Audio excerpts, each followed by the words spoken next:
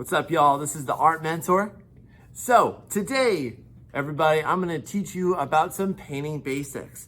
As I'm sure you're familiar with, painting is a really lovely medium. It's a lot of fun to work in, and it produces some really amazing results. So what I want to do is I want to get you kickstarted in using the right tools for the right job. I want to go over some basic tools and procedures so that you're going to be in the know, so that you can produce some really amazing stuff. So let's check out some of our basic tools and necessities for painting first. So to start off, let's learn about these bad boys, your brushes. Because one thing that you definitely want to know if you want to get good at painting, you got to understand the different materials available to you and the different types of brushes.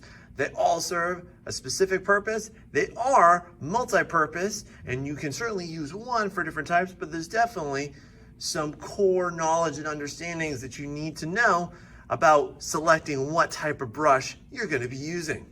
So the first type of brush we're going to take a look at are these, which are called the soft natural. When you take a look at these bristles, they're going to be incredibly soft. They're usually made from different types of animal hairs. They're typically brown as well. There are some different colored ones, but these ones are really nice, especially for like watercolors, certain types of washes, big coverings. You got some big and small ones here. Some disadvantages to this though, is that these are not that great for really hard edged areas or hard edged shapes, because you'll notice just on the small one here, this one's barely ever been used, but you'll notice that it has a lot of fraying that tends to happen on the outer edges. So just gotta remember that soft edge bristles like this, any type of brush with a soft natural tip to it like this, it's gonna be pretty hard to get some hard edges out of it. But it's really good for painting large areas.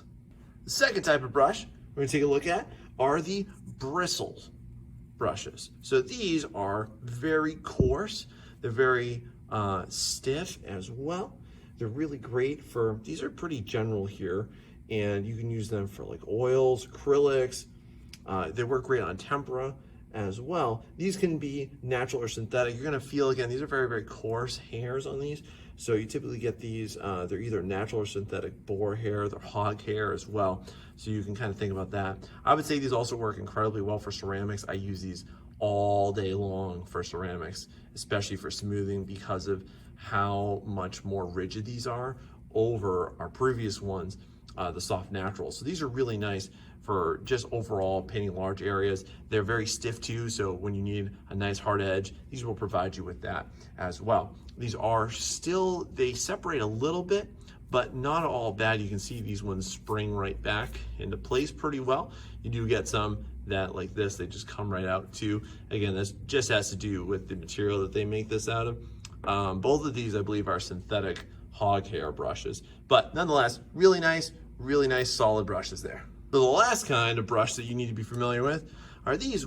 They are called synthetic hairs. So these are 100% synthetic. They are incredibly smooth. You can see this one's been used quite a bit, but advantages to this is that these bristles right here, you can see they bounce right back in place. They don't tend to come out as much. These produce really lovely results. So what you'll find with these is that as you're painting with them, they'll spring right back, they'll hold their shape, and they produce really nice, beautiful, clean edges. So synthetic brushes are really the king, and they also tend to be the most expensive brushes that you can get as well. And that's why, because these bad boys are just really precise.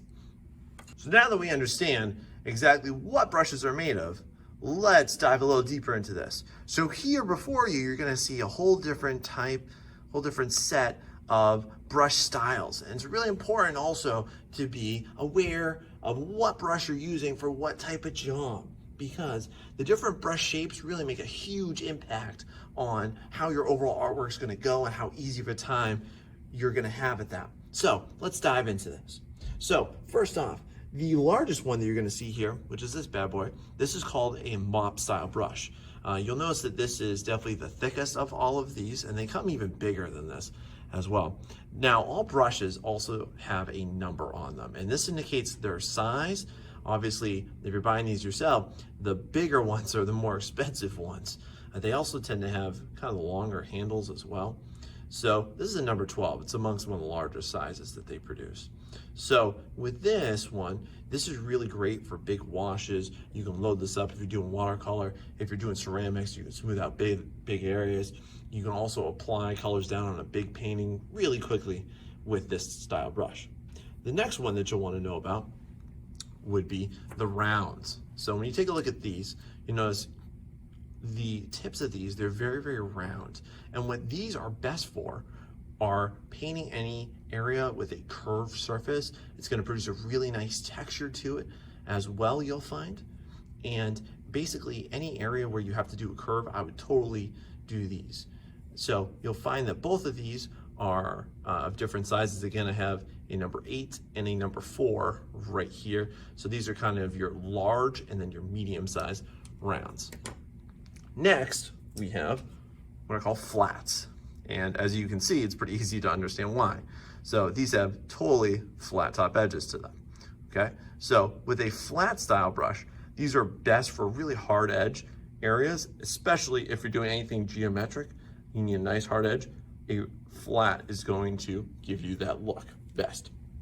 Now, there are some subdivisions of some of these even that I'm showing you right now where, like, for example, aside from these bigger ones that you want to use always on a painting, you usually want to go from big areas to small areas. So start out with these bad boys and then jump into these little guys down here. So this one right here, now I may be making up some names here, but it just happens to be what I call them. But this would be a small round. And again, you can see the size difference between this one and this one right there.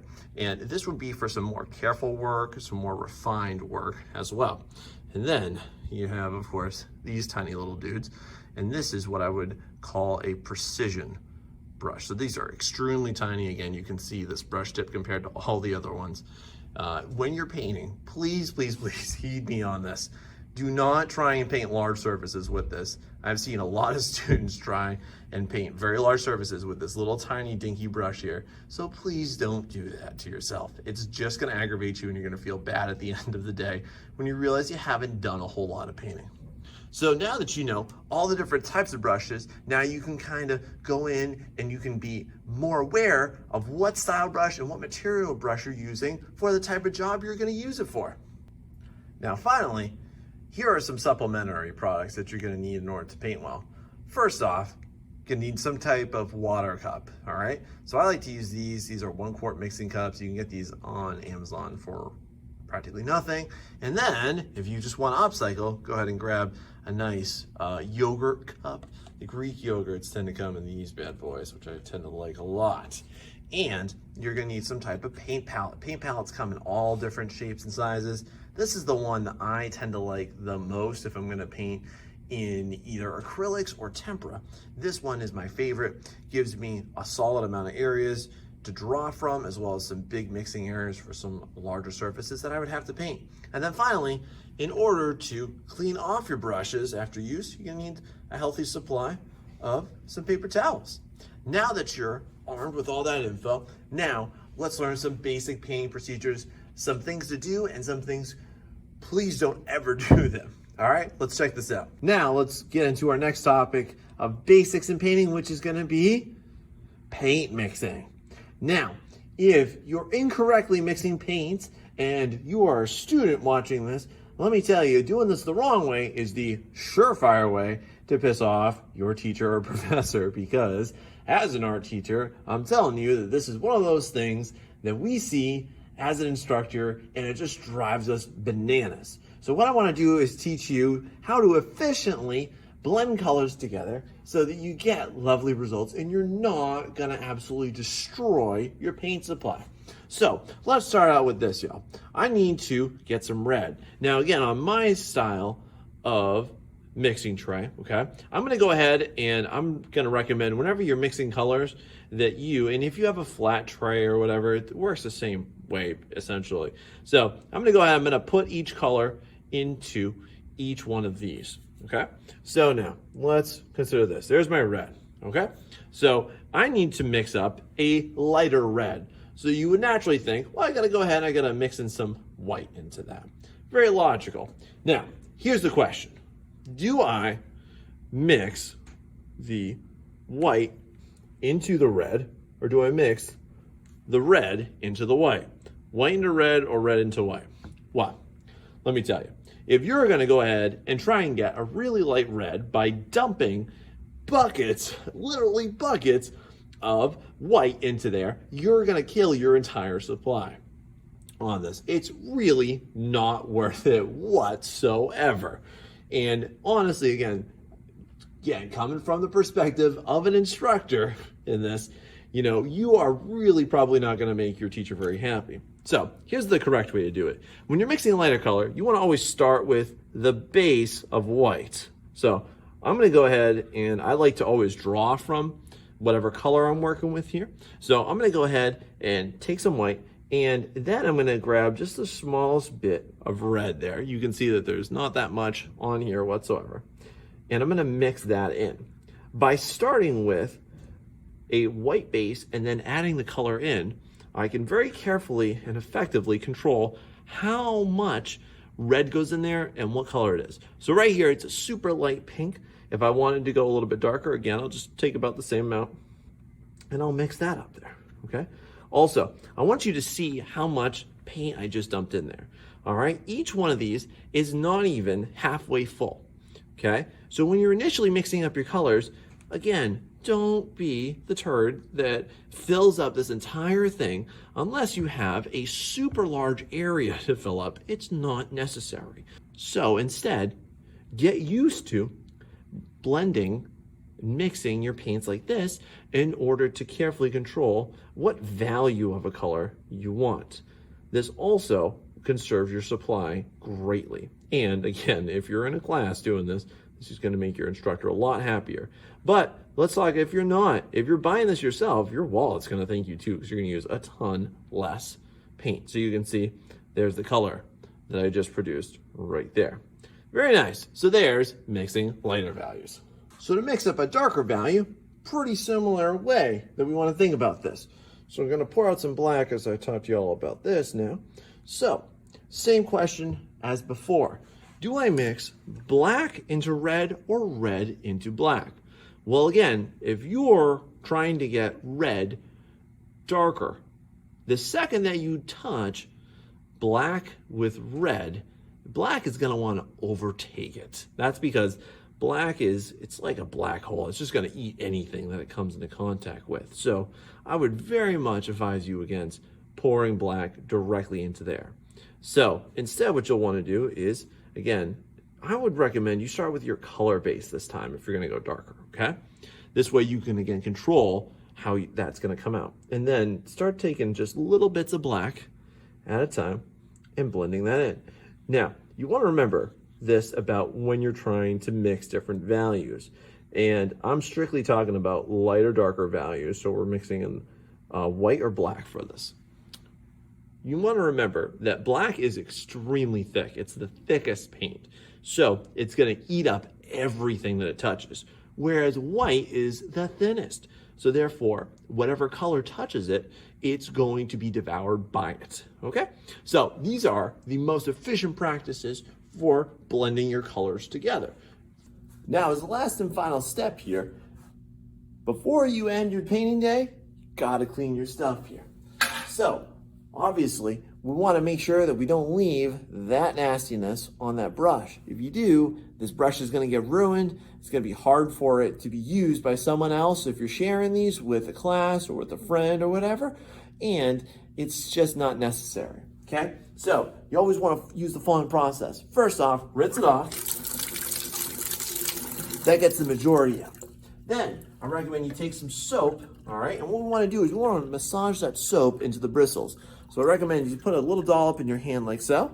And what we're gonna do is just kind of move that around in circles like such. And what I'm doing there by this process, I'm just massaging all the bristles full of that soap. It's gonna clean it really nicely. Don't push down too hard depending on what kind of bristles you're working with. And then go ahead and rinse that off again. Hot water. There you go. Look at that. Gorgeous. With your paint trays too. All right. These can sometimes be a little cumbersome to clean out. So one of the things I like to use is like a toilet scrubber brush. All right. You can get these things anywhere. You might even have one in the house, hopefully. But yeah, same thing. go ahead and clean it out. Use this in order to really get into those little dents and divots in there, those little pockets that you put all the paint in. This is also why you want to make sure that you're conservative with your paint, because if you're finding that you're dumping out and you're washing out just as much paint as you painted with, or more than you painted with that day, that should be a big red flag, y'all.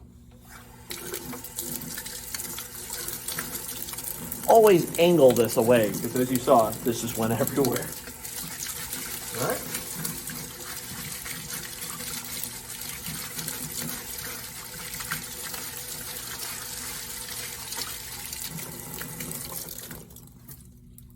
And there we go.